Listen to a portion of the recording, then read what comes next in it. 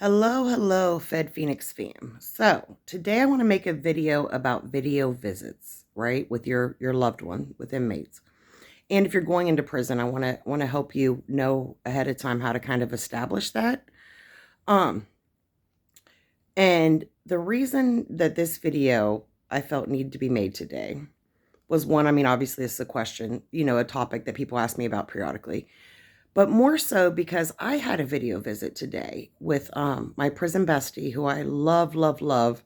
She has like 6 or 7 more years to go, and I will ride out every stinking day of it with her because she's an amazing human being and she deserves that, quite frankly. And she definitely had my back and helped me get through some really dark times.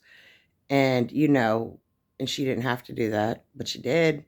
So, I don't have to ride this out with her, but I will. You know what I mean?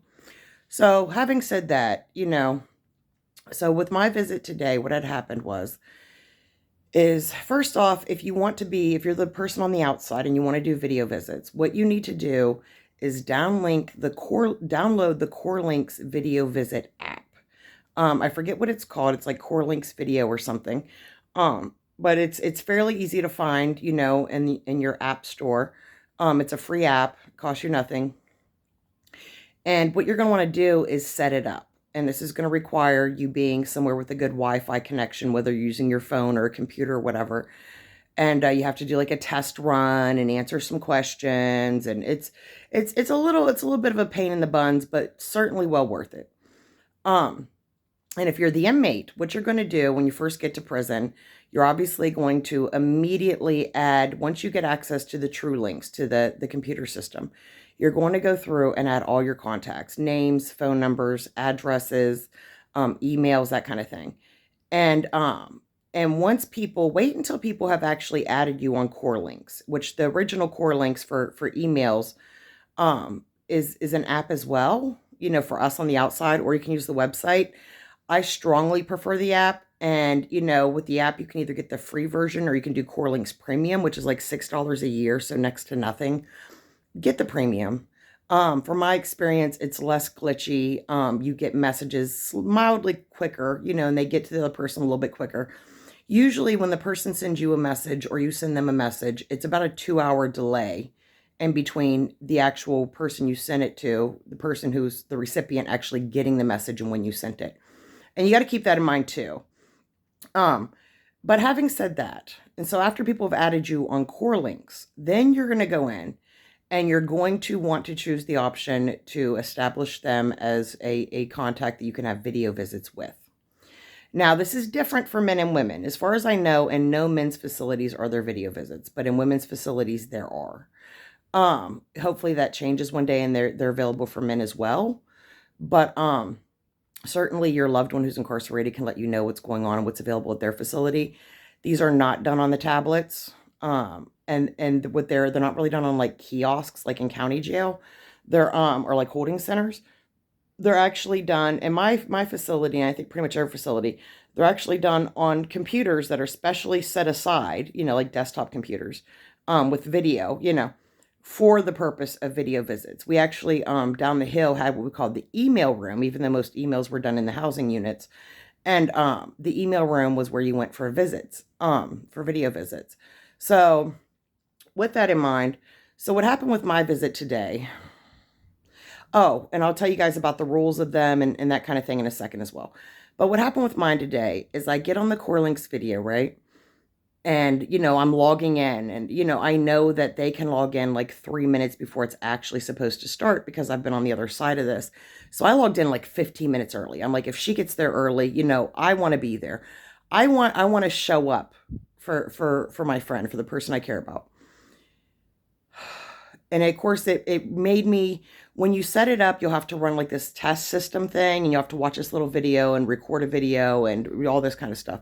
It made me redo that whole process. Then it just kept saying, and mind you, I was on my home Wi-Fi, which is decent. It just kept saying that it was connecting to the server. Like, wait while we connect to the server. Then at one point it booted me out and it said the visit was canceled by the other party. But then when I said, okay, it showed me that the session was actually active and the other party was in it. So again, I'm trying to get back in, and It was a whole mess. I do know from experience that with the video visits, whatever device you're using from the outside to have this visit, your phone, your computer, you want to have some earbuds.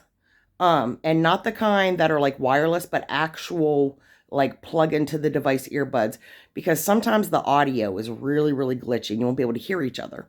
So, but for some reason, sometimes when that happens, and if the person in the free world can plug in some kind of headphones or earbuds, you then gain the ability to hear the other person. I don't know why it's like that. It just is. But so I literally spent 10 minutes waiting and waiting and waiting and waiting. And it broke my heart because not only because, yeah, I wanted to see my friend and I love her and I miss her, but I can remember times when I was incarcerated and I got people on my video visit list and they agreed to do a visit and I scheduled it and I was so excited. And then when it was time for the video visit, I'm down in the email room and I pick a area a computer to sit at, they're numbered and all this. And I'm just anxiously waiting. I'm logging in early and, as early as you can. And then I'm waiting and I'm staring at this computer screen. And mostly what I'm seeing is my own reflection in it. And I start to wonder, are they going to show up? Is life in the free world so much more important than me? Do they have something better to do? Have they changed their mind? Did they decide that it was too much hassle? And there were times where I'm staring at my reflection, that computer screen, waiting for the person to log in, and they didn't. And usually they would say, oh, I forgot or whatever, which hurt even more, right? Because as an inmate, your life is very mundane. It's very, very mundane. It's very lonely. Even though you're surrounded by people, it's that whole thing, you can be in a room full of people and feel lonely. It's very true when you're incarcerated.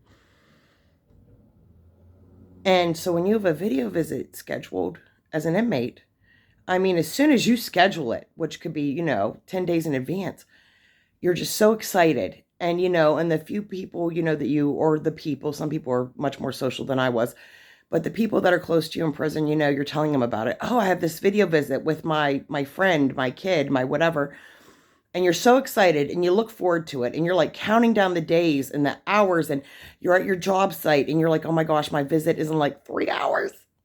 And you're so excited. And even if it's a day where you don't have to work, right?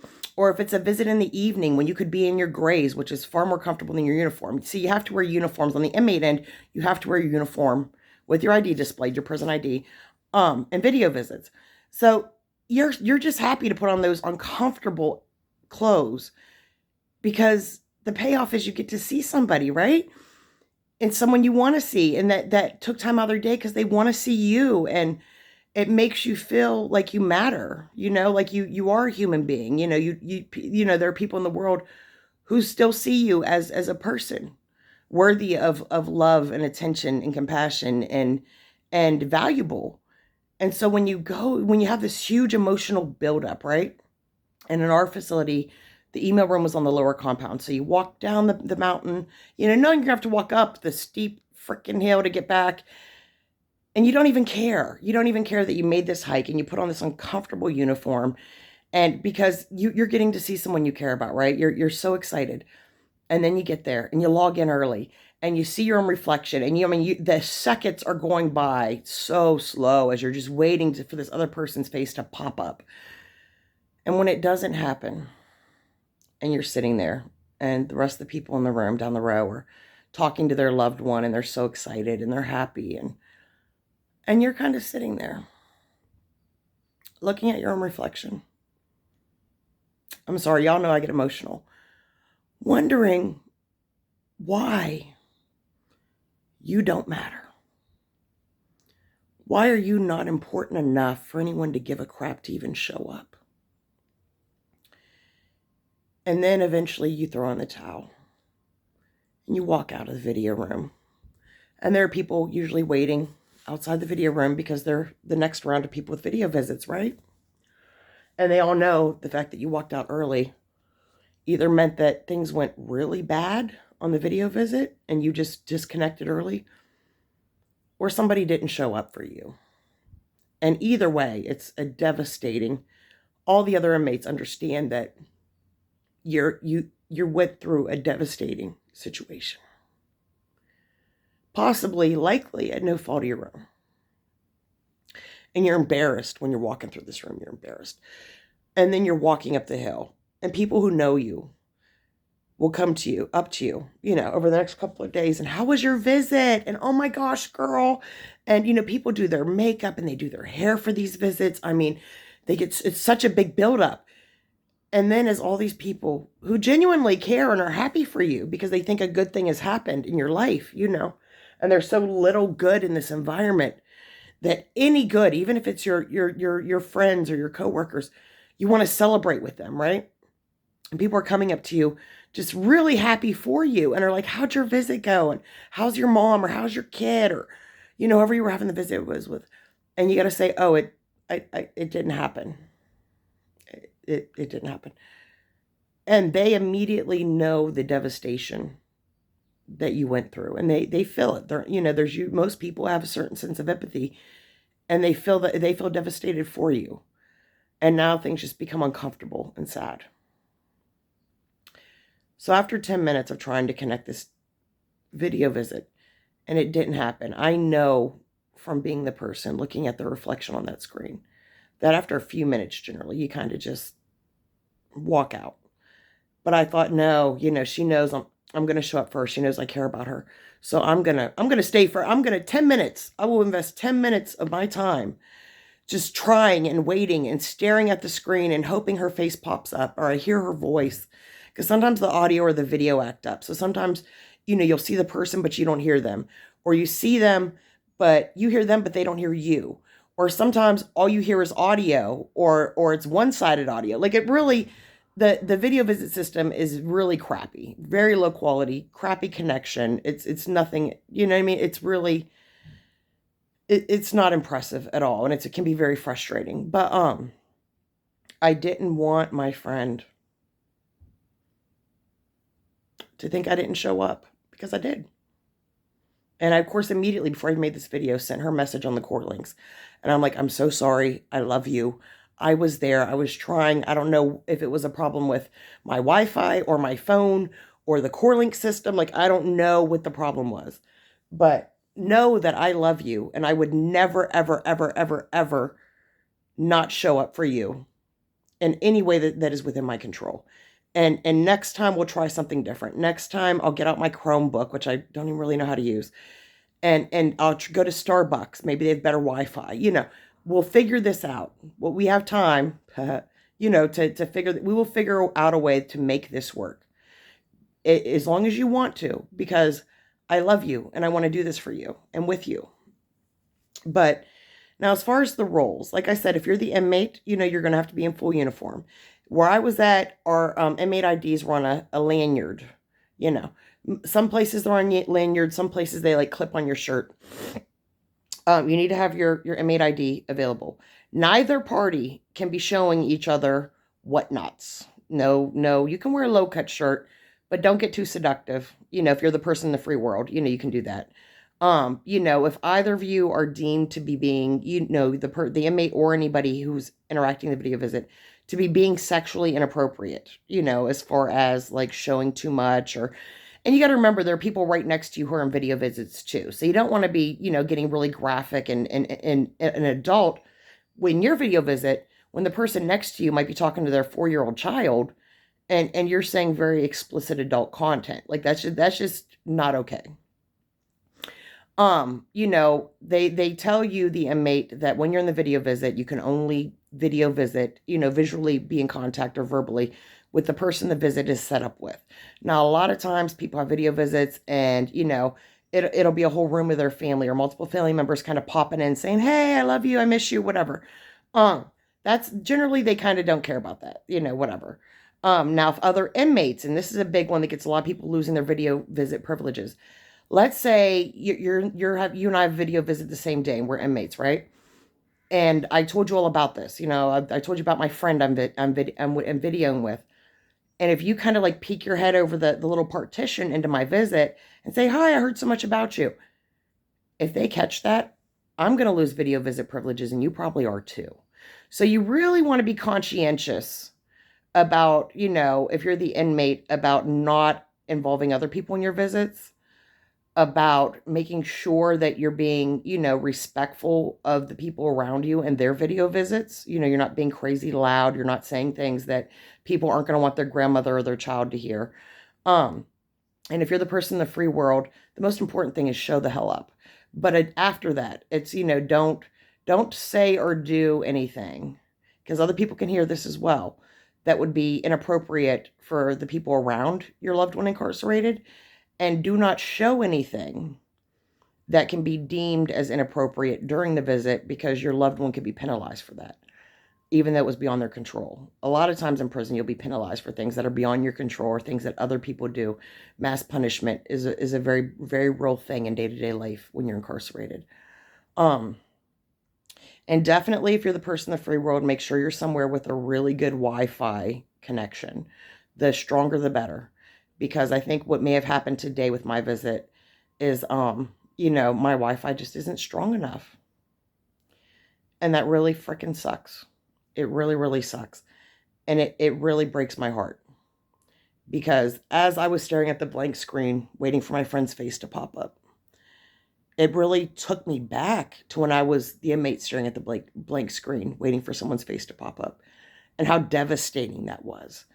And even though it was beyond my control, I can't help but have a little bit of guilt that I put her through this, and knowing that it's going to take a couple hours for her to get my message on core links. And during those hours, she's going to be thinking, why didn't my friend show up? Does she really care about me?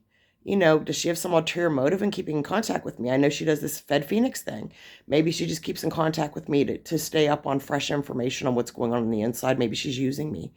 And my friend knows me well enough to know that I would never exploit her or not care or whatever. But having been in that position, these things will just naturally cross your mind. And it's a really, really, really crappy feeling.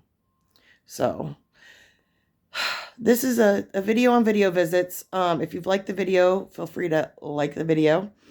My Cash App and PayPal will be in the description. I'm going through a lot that I don't want to get into, but I certainly could use and would greatly appreciate any financial, assistance or tips to the channel or whatever that you would be comfortable, contributing at this point. If you have not subscribed, please subscribe. We're up to like 270 something subscribers. So we're almost like 50 short, 60 short of being a third of the way to my goal of 1,000 subscribers. My email will be in the description if you need to contact me for any reason, as well link to the merch line. You buying a FedPhoenix t-shirt or coffee cup or whatever not only helps me in promoting brand recognition of FedPhoenix, because that will also be the pen name I use when I write my book. But more so, it's kind of a way where when people see it, if they know, they know. You know what I mean? And I think that this is almost like a nonverbal way to signal to others, because those who recognize the FedPhoenix brand, the logo, the FedPhoenix fam, all that, certainly are people that have more in common with you than you probably realize. And I think that coming together as a community to support people through their incarceration, through their reentry, support the loved ones of the incarcerated and those, the loved ones of those going through reentry, it matters. It's important. And we need to be visible and stand up and speak loudly as we do this, because people are people, and 99.9% of every person I met in prison was just a regular person, just like me before prison, just like you right now sitting at home watching this. And I think that matters. It does. So anyhow, that's it for now. Whatever you're going through, it is a slice of your life. You will get through it because you have to. And good day. God bless.